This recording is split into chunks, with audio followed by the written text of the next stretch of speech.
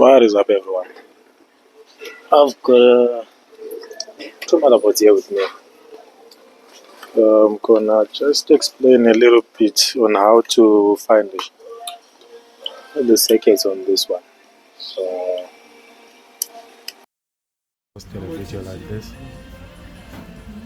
So these are small Connex, Proline, Mecer, iLife, all that stuff. They pretty much use the same mechanism, same motherboard. Yeah. So if you take a look at these boards, they're not the same. You've got a charging port, MOSFET, and then you get your main power. That's a normal laptop. And when you're looking at this one, you've got a charging port, and there's nothing there. Even when you flip the port, so that's the thing with these motherboards. You flip it at the back, there's nothing. You never have a reason to check on the bottom because there's never anything here. All the components are one side. So same goes with this one. All the components are one side. So you can pretty much fix these motherboards without taking them from the casing. So we'll start with this one. This is dead. When you plug a charger to it, there is no response at all. Nothing whatsoever. Let me just grab the charging pin.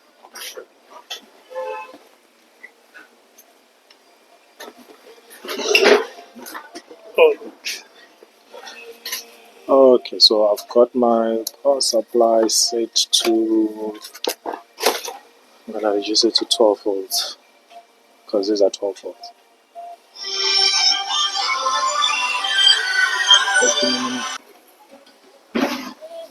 Okay, so back, it's pretty simple. So we've got our charging port. If we go ground in beep mode, this is negative, so this automatically becomes positive. So if I go like this and I come there, you can hear the beep. That's positive. It comes to these two coils, and then into this MOSFET and out this side. So let me just plug this to the charger and see how it behaves in the first place. Because I only received them like this as PCBs, nothing else. So there is no response to the charging, connecting the charger at all. Nothing, just 0, 0, 0. Okay, let's continue then. Let's just check to see voltages, what's happening with voltages.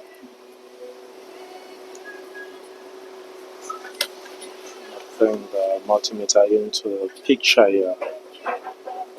12.1 volts, 12.1, 12 into the MOSFET, 4 volts coming out, 4 volts in the main power.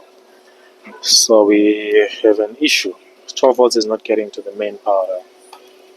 We don't have a short in the main power because we are getting 4 volts, so it's fine. You can see it's got 10 kilo ohms. Let's see. This typically is a dead second MOSFET. Let me see. Yeah, got a dead second MOSFET. It's beeping. So as you know, this MOSFET is not supposed to beep. Any MOSFET really, they're not supposed to beep. So the moment you probe across the source and drain of a MOSFET and it beeps like this, you've got a faulty MOSFET. Let's take it off and replace it with another one. Okay. Got the hot air fired up.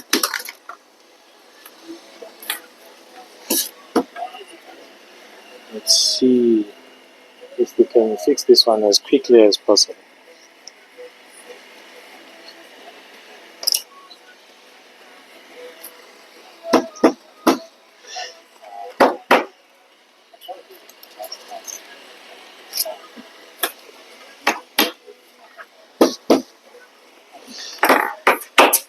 Oh, there we go.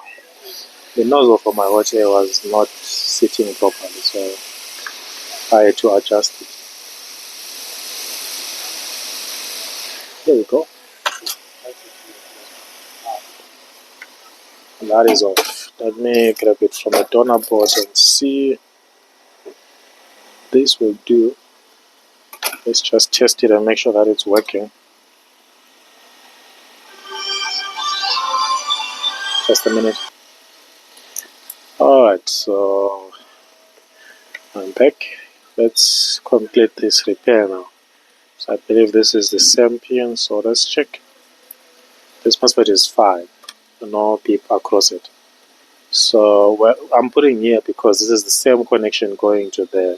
So it's the same as putting the probe over there, but it's too big, it can't fit there. So I'd rather put it over there and then go like this. So you can hear there's no beep, which means this MOSFET is 5. It's just okay. We've got like 50 kilo ohms. If we can bring the multimeter into the frame, you can see there, we've got like 50 kilo ohms across this MOSFET. So this MOSFET is 5.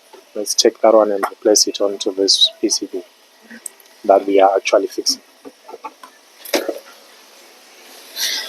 So yeah, if you get to understand how MOSFETs work in the first place, it will kind of explain the reason why I'm replacing the MOSFET in the first place. So if I were not actually recording a video, I would have simply tested the MOSFET first before doing anything. And I've come to realize that more than 60% of the time, it's the MOSFET which is faulty. So yeah, I've got too much airflow on this.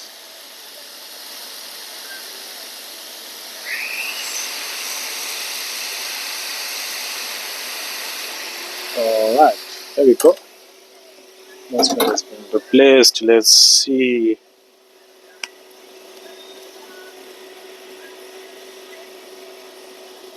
Yeah, okay. So let me plug the charger now and have a look.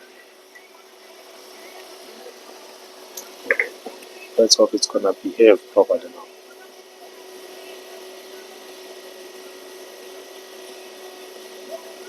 Bring a charger, multimeter, and then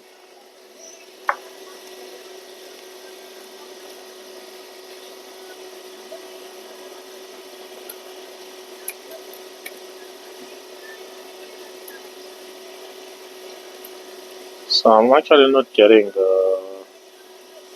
the 12 volts anymore, but I am getting 12 volts over here now, but no output.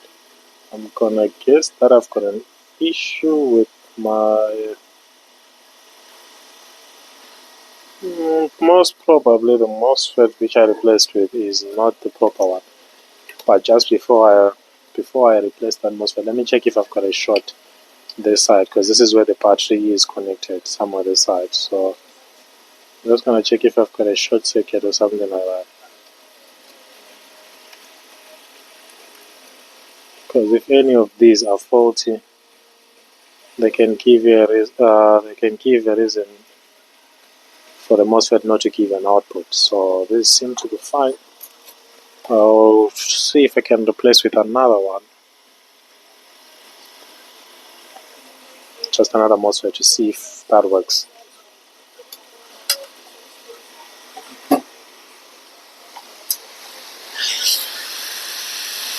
Let's grab this one. Okay, I tried to grab that and I don't know where it went. Oh, it's on top of the CPU.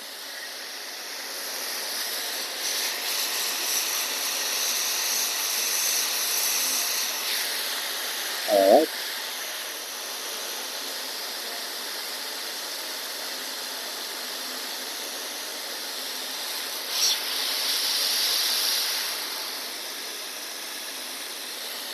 Come on.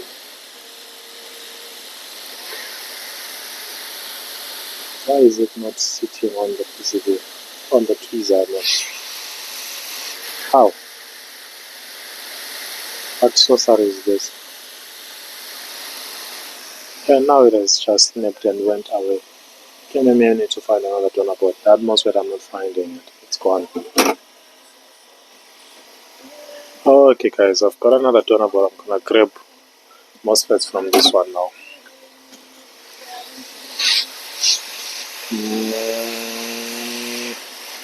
Let me just make an assumption which ones I'm actually looking for.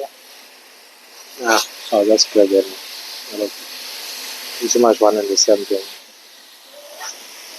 Let's hope it's not different in polarity.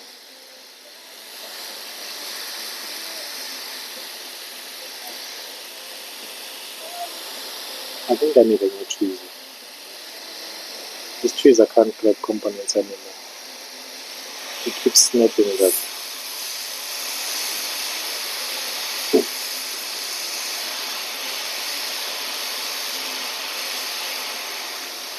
One thing that I didn't actually check was if my MOSFET was sitting properly in the first place. Because if it wasn't, it means our gate wasn't connected.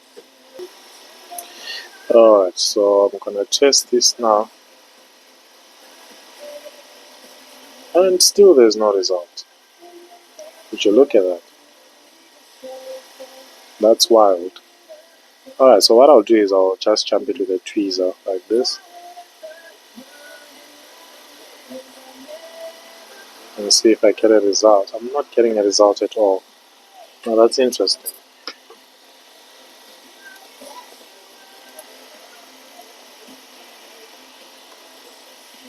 That is very interesting.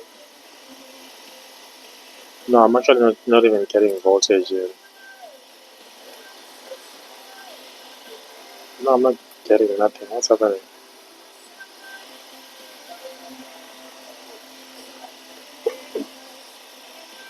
There is nothing here. I think my charge, okay, it's working. Oh, there we go. Now we've got power. I think you saw a red light flashing there. This is fixed. This is fixed. I don't know what was happening with the cable, the AC input. So, yeah, the only issue with this was the second MOSFET being faulty. And I'm pretty sure I replaced it with a MOSFET which had a different polarity to it. So if I take a tweezer and I try to jump across the keyboard connector here, there, got a green light and the machine is drawing. It just restarted now. Wait for it. There we go. And I've got a green light somewhere down there. I'm not sure if it says clear as I want it to be. Just over here. It's gonna come the third time to display. There we go. That's a green light. This is fixed. So we can invoice the customer to come and collect. This is okay now. So I'll move on to the second motherboard now, which is pretty different from this. So this is the second motherboard now. I have no idea what it is, but yeah, I'm pretty sure it's a Proline, if not a Mecer, just somewhere along those lines. Let me switch off the watcher station. I don't need to use it now. It's actually making noise. Okay, so I've got a charging port over here. I'm gonna need a charging pin. That's our charging port, so this should be ground as it was on the other one, and this should be positive coming here. So from here now we have to find, this comes to this coil. Need to find where it goes actually. I'm going to guess somewhere, because this is the battery connector. We've got too many MOSFETs around here, so it has to be somewhere here.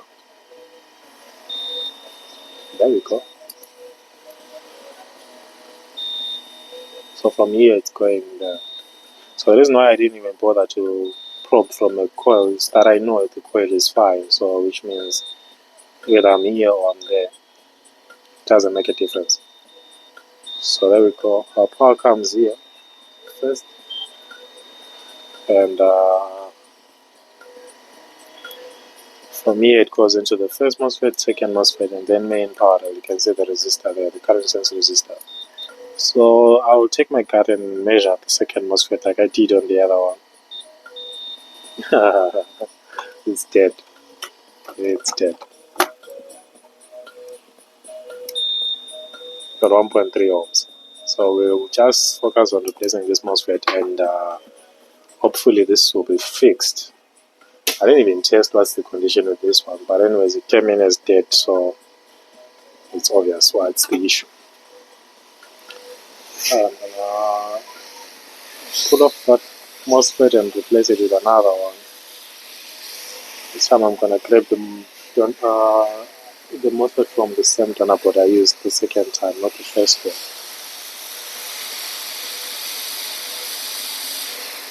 There we go. Got a MOSFET out. So grab another one from here, and we should be able to fix this now.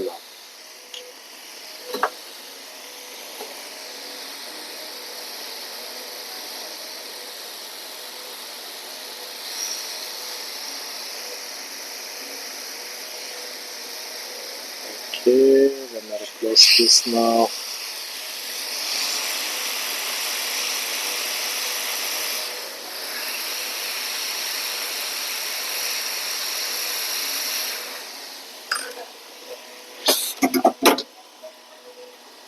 Okay, just to check if our short is gone. Yeah, we've got like 2 kilo ohms and rising, probably because of temperature. I'm gonna just spray a little bit of alcohol to cool it down, to rapidly cool it down. So you can see it's melting away, it's evaporating away same time, but now it's no longer evaporating the same time, so it's cooling down quickly.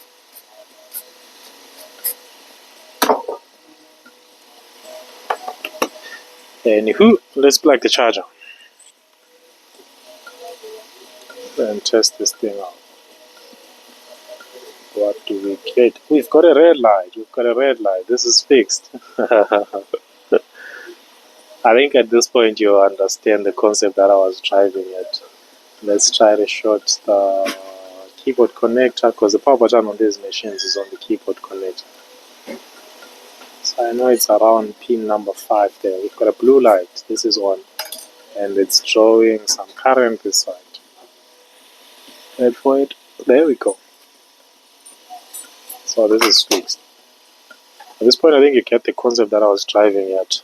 Before you know the issue, it takes time. When you know what the issue is the second time, you won't even take 5 minutes and it's fixed. So this video is 18 minutes now. You'll find out that the first 14-15 minutes I was fixing the one motherboard, this one, and in less than 3 minutes I managed to fix the second one. So yeah, there we go guys. That's how you would fix dead Prolines that are not charging or something like that. Anyways, thanks for watching. I don't know whether it's Proline or Mecer or Connex, whatever it is, I have no idea. Thanks for watching. I will see you in another video, and that's it for now. Goodbye.